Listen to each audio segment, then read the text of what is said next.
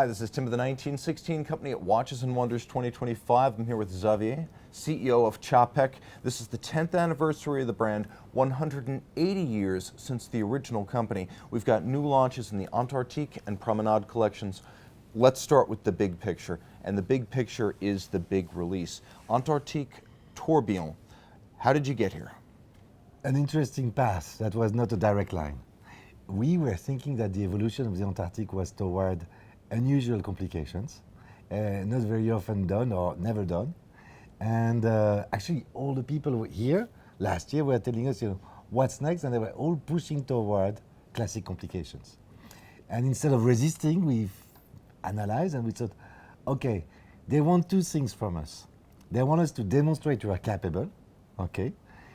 Because now the brand has become a much more visible player, and they are proud of it, and they love the brand, and they are customer, and so that was a way for them to be reassured and to be loving it even more.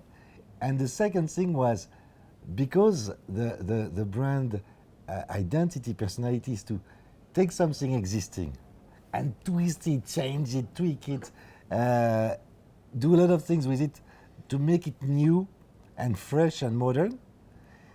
They were also trying to expect what could come if suddenly Czapek was doing a GMT, Czapek was doing a perpetual calendar, or Czapek was doing a tourbillon. And we started with a tourbillon by chance. We tried different directions. We had an idea of a coin turning on a table like that. And then we saw one of our beloved confrères, peer in the field of horlogerie, doing exactly a tourbillon like this 6 months later, and we said, oh, thank God we didn't start at that direction. They did it so well, we are never going to match it, so let's take another direction. But we are still already looking at the tourbillon. And then the idea of a beautiful flying tourbillon with an architecture that was original, and a way to manage, a way to bridge, a way to create the marriage between métier d'art and mechanics, that was very Czapek, and that was what we could bring to the market today. So Czapek now with the latest implementation of its secret alloy. Let's start right here. A lot of people wonder, why is the alloy used for this dial called secret?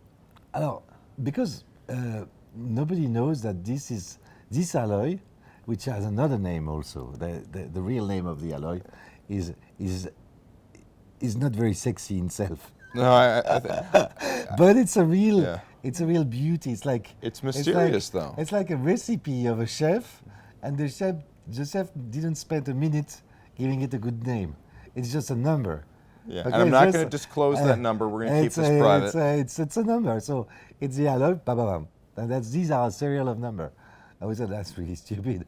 Let's hide the stupidity of that name behind the secret alloy name, because the proportion of this alloy are very important in terms of achieving an extraordinary guillochage. If you do guillochage with gold, it tends to be a little bit too soft.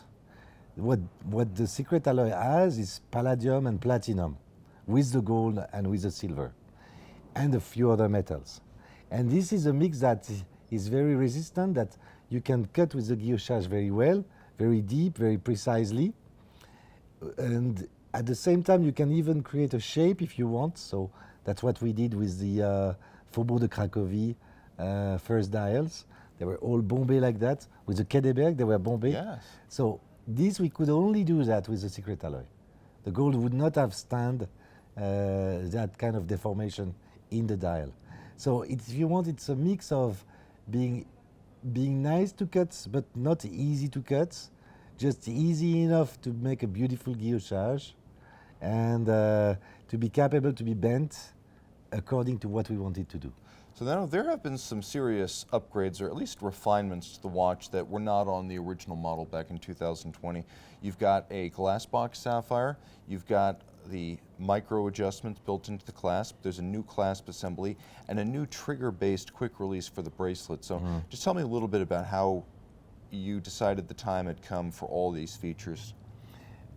That was a request coming from a lot of our customers. We're saying, can you do an even better bracelet? We love it because of the feminine side of the bracelet that is inside.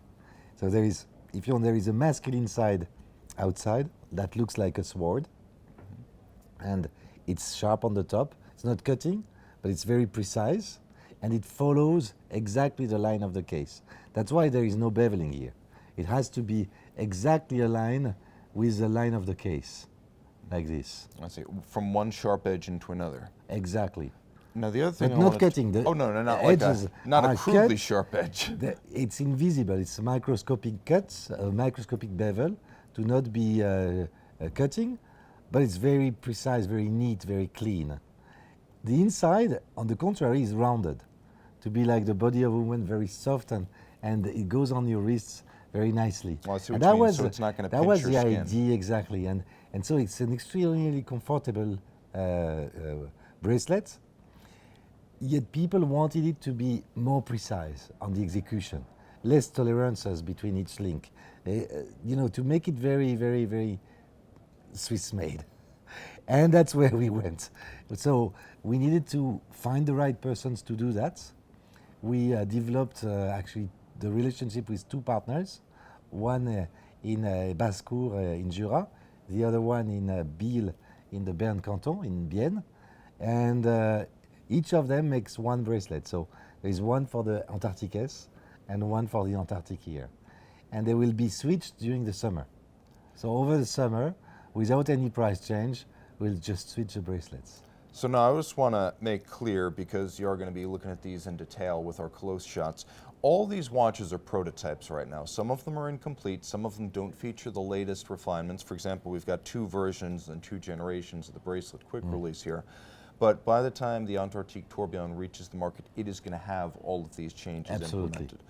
When is availability for these? So it will start, we plan Q4 2025, and given that there are always surprises, I would say December. That would be more. That's a hope that I'm quite sure to achieve. And so, what is the retail price for these then? 63,000 Swiss francs, which in dollar is, and No, that's a great number, honestly, because I think right now it's like $1.14 per franc, so you guys can run the conversion at your leisure. Yeah. And I would also say this, surprising that with an horlogerie watch, you decide to launch it in steel, not a precious metal. Yeah, there was two effects here. First, the case that you spoke about. The case is like the sibling or a cousin of the family that looks exactly like his cousins. So you look like, and you say, wow, that's strange, So the case of the Tourbillon is completely different from the other cases of Antarctique. If you compare them, Oh yeah. Well, I mean, this has a distinct bezel, whereas the new Tourbillon has no bezel whatsoever. Exactly. No bezel, no case back. So it's round and round. It's only 6 millimeter of steel. It's just one middle case, one container. And everything gets together. So the idea was that you would dive into the mechanics, you would dive into the guillochage, and you would dive into the back of the case. And then the idea was also to respect a design direction that would make people from 1 meter immediately recognize an Antarctic. But then everything is different. So it's really like, like Darwin theory, that when you have somebody being born, all the DNA is reshuffled and by chance taken. Chance variation, some is out, some is in. And the same thing here, So it's all reshuffled, but then at 1 meter, you're like, that's an Antarctic, it's clear. There's no doubt about that. And I have to say, I'm really impressed because we've talked about monoblock cases in the past. This is really the ultimate monoblock case. It's just one midsection, then you've got a bubble sapphire on the top, a bubble sapphire on the reverse. And the reverse sapphire is interesting to me because it pushes out all the way to the edge of the case. Yes, exactly. It's just coming like that. Now, what are the dials that are colored? We've got blue, we've got salmon. These are brass primarily? No. The dials are Oh, in secret alloy. So even the colored ones are. Of course. Oh, Yeah. okay. Yeah, because the reason to be, la raison d'être of the secret alloy is the quality of the guillochage. Imagine that guillochage is like cutting with a knife, inside butter. If you're in the summer day, sunny day, hot day, then the butter will melt very fast. It'll and melt it's gonna back be, together. And it's going to be with a lot of imperfection on the side. This is what happens when you do that on brass, for example. When you do that on gold, 14 carats, for example. When you move toward a harder version of precious metal, then you can have a more precise cut. If you go do that, for example, in gold 18 carats, it's more precise than gold 14 carats. But you can go to the next step, which is actually to use the secret alloy, because then the cut is absolutely perfect. That makes And sense. that's why we work on it. And then we color it by different methods. So here the blue is done, it's a PVD blue that is done by one company. So we call it the Singularité Blue. And they are dial makers, but they are partners of Metalem. So Metalem works with them, and they do that blue for Metalem. And then here we have electroplating. So classic electroplating, anode, cathode. Just the electricity makes that we have a few microns of 5N gold deposited on the secret alloy. I'm very excited about the layout of this movement because first, a lot of the action's up front, but it also has a beautiful linearity from the barrel at the top down to the tourbillon, and it is a flying tourbillon. But then you've got this wonderful bridge for the motion works in the hands. And I'm just curious, how do you come up with this kind of architecture? In the past, you've worked with a lot of partners, but my understanding is that this is now a much more in-house movement. You have much more control over the layout and architecture. This is 50% made, more than 50% made in-house. And that's actually, I didn't reply fully to your preceding question. Why we started with steel? Because we were exploring new architecture in terms of case making, and we felt like, that's going to be easier in steel because we're going into an area, a territory we don't know. So we need to learn, and so we go step by step. And we'll do a gold version later. Makes sense. And we will even do a titanium version. Very soon it's ready. So there will be evolution of the model, but here we... So that's not embargoed. Yeah. We can declare that a titanium Antarctique is coming. It's, Tourbillon. Okay, yeah. Excellent. Actually, yeah, I didn't plan it. I hope that Valeria is not looking at me with bad eyes. So why did you say it? You shouldn't say it. Now, I like that people know also what's coming because then they can better decide on their purchases. Because these are expensive watches with a lot of passion, sweat, tears, and smiles and love put in it. And we want that these pieces to stay in the collection. Enough of flippers. No, I agree with you there. I prefer that people think well and buy less. That's why we decided to stop at 1,000 pieces a year. Okay. So we were okay with that. Now, that 1,000 pieces, is that the Antarctique or the whole company? The whole company. Okay. The whole company. That's every year we make 1,000 watches. That's it. No need to do more because we're investing in the product to make a product every year even better than before, more exciting, more beautiful. And so the other thing worth mentioning is that this is only 40.5 millimeters. It's not a huge watch. It's nicely sized. I think on the strap it's even a little bit more compact the way it wears. Very comfortable. We've got availability now. We have pricing. And I guess, are there any other Well, I facts have to about- answer your question Oh, about yeah. the bridge and the Yeah. architecture. Sure. You know that in Czapek we always had this idea of the Homo vertebrus from the Leonardo da Vinci period. You know the man like this? Vitruvian man, The yes. Vitruvian man. And that's one of the design rules inside Czapek. And these rules are to be bended when they become too heavy. But we like that vertical symmetry. Yes. And we believe that we are, as humans, used to understand beauty in a certain verticality. That when you have a symmetry top-bottom, it doesn't work so well in our brain. It works better when we have a symmetry left-right, okay?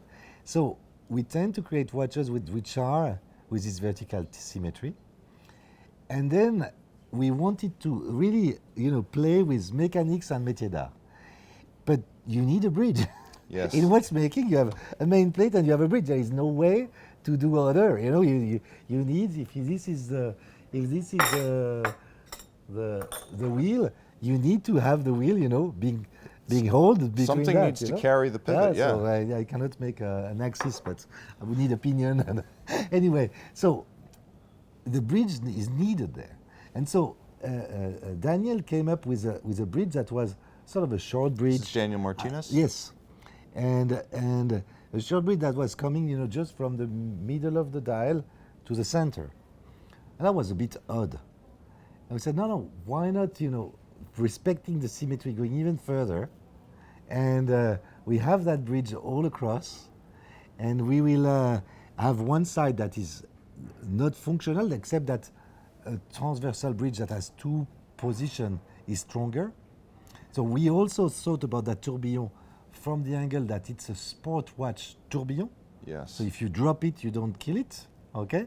Really, it's that robust. You can undertake activities with this. Yeah. It's Okay. not made for sport as the Antarctique is made for sport. Okay. The Antarctique, I'm bad with it. I'm push people to be bad with it to see how far it can go, and we never had any issue yet. So here the main bridge is really holding the wheels of the hour that is here. Yes. Is at the bottom you have the large wheel of the minute, which is a direct minute, which makes a watch even more reliable and precise. And here the wheels that are here are for the setting of the time. So you needed that bridge to really be able to set the time and doing properly. So it's functional. It's functional. And that's the second rule inside Czapek design. Function and form need to work together, absolutely. You don't create a shape that has no reason if there is no function behind. And they have to talk to each other, always. Okay, so the new Promenade Plissé, not specifically a women's watch, but a mid-size, ripple dial. You get the micro rotor movement from the Antarctique. Just tell me real quick who this is for, because I don't think this is explicitly a woman's watch. No, it is not. It was really born from the plissé design, the couture approach, and exploring the fact that the Promenade was, for once, an off-centered small second, could become the center of attention and could play around. So we played with guillochage, we played with enamel, and we said, okay, why not we play with fabric? And the plissé is something that a designer like Issei Miyake has brought to a pinnacle, and played with men and women. And we said, okay, that's really cool. Let's introduce a little bit of couture inside our watches with this game on the plissé. Now we understand also that it's very specific, so it's a small limited edition, 18 pieces each, but it's been selling, in steel, but it's been selling very, very well, and so very well adapted. A lot of journalists were saying, that's so fresh to suddenly have boundaries of watchmaking being crossed and going over couture, going over other elements. The choice of color is not actually masculine or feminine. Everyone can wear the pink. It's not an issue. It's a beautiful pink, and the ivory is much more a vintage feel, while the white is another take on, you know. And are these 38 millimeter? 38 millimeter, absolutely. And what is the price for these? 16,000 makes it the most accessible watch of the collection. Excellent. Xavier, thank you so much. This has been a blast. Thank you very much.